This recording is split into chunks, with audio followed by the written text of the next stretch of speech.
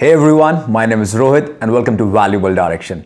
In this video, we're going to discuss 3 important catalysts that can majorly impact your stock market portfolio, your investments, and maybe your overall wealth.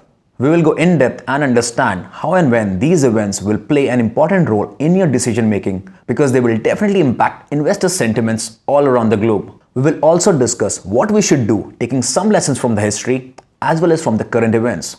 I will also discuss what I'm going to do as and when these events occur because somehow they are dependent and related to each other on macro level. These events will create so much volatility into stocks that will provide a lot of opportunities to investors and traders. So let's dive into them and find out what are these concerns of 2022 are. The first one is Russia's invasion of Ukraine. So Russia launched a full-scale war on Ukraine. But before we get into details, the crisis happening in Ukraine have actually shook the world and it's really disturbing. A lot of people have lost their lives and their loved ones, and as human beings, these wars should not make us proud. Our prayers are with the people of Ukraine as well as Russia who really want this war to end immediately to avoid more suffering and avoid any more loss of lives on either side. Within the destruction of property, one of the wonders of the world, this mega aircraft Antonov 225 has become a casualty of this invasion. It's sad to see how much wars cost and no one is the winner in that. During these times, peace is what we should believe in and make our efforts to achieve it as quickly as possible. So let's go back to history. When the former Soviet Union broke in 1990s, Ukraine was a former Soviet republic. They had the third largest arsenal of atomic weapons in the world. Kyiv gave back hundreds of nuclear weapons back to Russia with the help of United States and Russia to assure security so that Russia will never attack Ukraine in future. But in 2014, Russia annexed Crimea and backed a rebellion led by pro-separatists in the region of Russian eastern Donbass. President Putin launched that attack after a mass protest in Ukraine that ousted pro-Russian President Viktor Yanukovych. President Putin historically sees Ukraine as an internal part of Russia. Russia don't want Ukraine to join NATO because as per President Putin, if they join, it could cause a massive security concern for Russians. Analysts knew in December Putin demanded that the Ukraine should not be a part of NATO and he knew his demands would be rejected. So he managed to convince people that Russia's security concern has been neglected by US and its allies. And now Russia has recognized 2 Russian-backed regions as independent states and ordered Russian troops to help the rebels, changing the peace deal. We would see the kind of attacks on nuclear power plants risking a Chernobyl-style meltdown that we've seen over the last 24 hours is shocking. And I don't think anybody can be certain what is in President Putin's mind, and that makes this such a dangerous situation. So loss of lives and destruction are the main consequences of this war, but there are other fallouts as well. Russia is the third largest producer of natural gas and oil, which accounts for 17% of natural gas and 12% of oil of the global supply of the world. It has impacted the energy market all around the world. Most of the gas is exported to Europe. That means a long-term war could shut down much of Europe's supply of natural gas. This has created so much uncertainty that the Wall Street analyst thinks that oil will reach $150 a barrel. Not just oil, commodities like nickel and aluminium have jumped massively in prices as investors consider the rise of supply chain disruptions and bottlenecks. Gold is also peaking as investors look for safer alternatives at this time. Russia and Ukraine combined have impacted 30% supply of the world's wheat. Since they are the biggest producer and the supplier of wheat, it has hugely affected the demand and the prices of wheat. Not many know Russia is the largest producer of palladium in the world. So there is the potential for more auto supply chain disruptions because palladium is used in catalytic converters. So bottom line, geopolitics rattling the markets is nothing new. Generally, its initial impact is dramatic, but the bright side is these events create a short-lived impact on the markets. A lesson from history and the data teaches us that 12 months after such events of geopolitical significance, the market edges higher. Rising energy and agriculture prices increases inflation and which further focuses investors to invest in value stocks. It depends how long these events last because they dampen the investors' sentiments and the growth outlook. But thanks to media noises, the market can be volatile for a longer time. Because of this crisis, the oil prices are shooting higher, which can consolidate the focus of investors towards alternate energy. So EV companies like Tesla and battery and solar companies like Enphase can really get benefit. So you could see on the day when the Russia invaded Ukraine, Markets' doubt about invasion was lifted, and since the market don't like uncertainty, good or bad, EV and solar stocks rebounded strongly. Now the added burden of energy prices and commodities is pumping the inflation balloon more and more. Now the second major catalyst is the Federal Reserve raising interest rates. Federal Reserve have already decided that they will stop the quantitative easing. That means they will be cutting the supply of free money by the end of March. Now what matters is how fast and how much will the interest rates gonna go up. As we know, markets are future looking. It will try to price in the probability of as many rate hikes till the time it all becomes reality. So mark these dates, the 10th of March and the 16th of March. On 10th of March, the consumer price index, which is the inflation data, that will be released. Then on 16th of March, the FOMC meeting will take place where the Fed will decide how much interest rates they need to raise. So if the inflation rate month over month is 0.6 or lower, which was 7.5% annually in the month of January, the Fed will raise 25 basis points or 50 basis points of interest rates.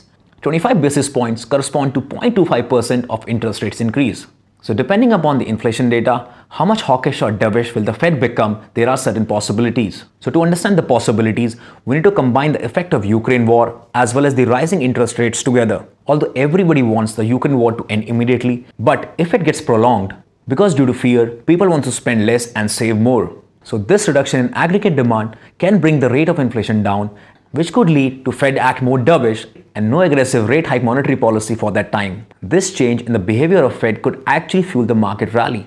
But if the CPI is way above 0.6 or 0.7% month over month, then the expectation, which will force Fed to overreact, it could cause more pain and bring the red color back into the market. The Federal Reserve set 8 times for FOMC meeting in a year. So this is the Fed meeting calendar of 2022.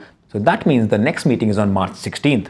So around these dates, we could witness higher volatility, which could swing your portfolio up and down a lot due to the uncertainty which could come out of the FOMC meeting. How much interest rates will be increased depending upon the CPI data.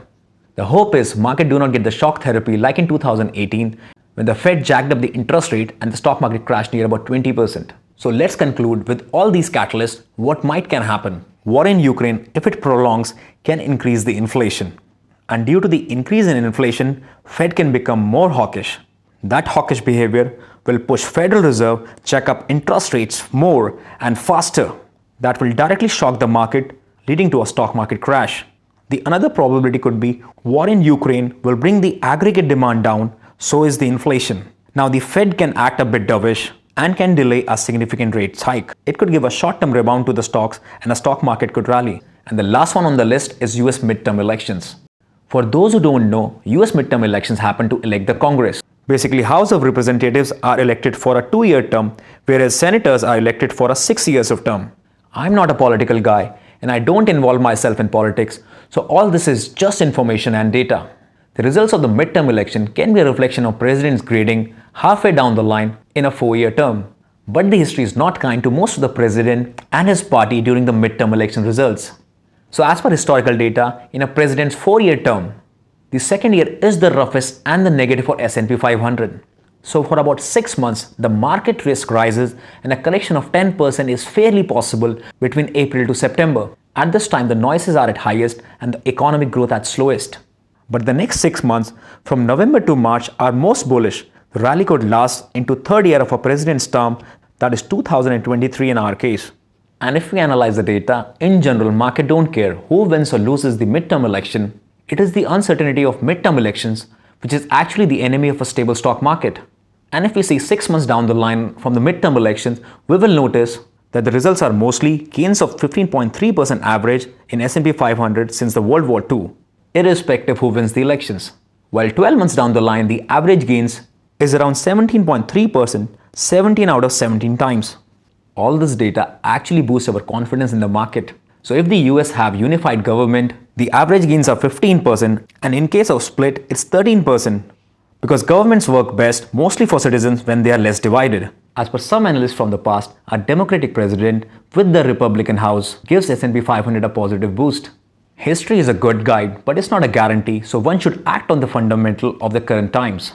Because in November 2018, after the midterm election, the stock market crashed 20% due to the shock of the interest rates hike, but it did recover into positive territory in the third year, which was 2019. Ugliest scenario of it all is inflation spiraling out of control, forcing central banks to increase interest rates sharply and ending the complete supply of easy money. And these drastic actions from central bank actually can plunge the economy into recession. So they will leave the economy into recession till the time the inflation comes down. Facing real risks of a 1970s type scenario.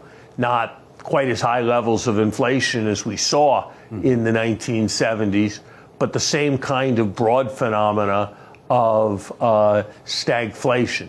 And that is in part a response to the very bad break we've gotten from the geopolitics and what's happening with oil and commodities, but it's also a response to the excessive stimulation of the economy during 2021. And then only they will ease the monetary policy for us. All these ingredients are actually a pretty bad recipe for an ugly dish.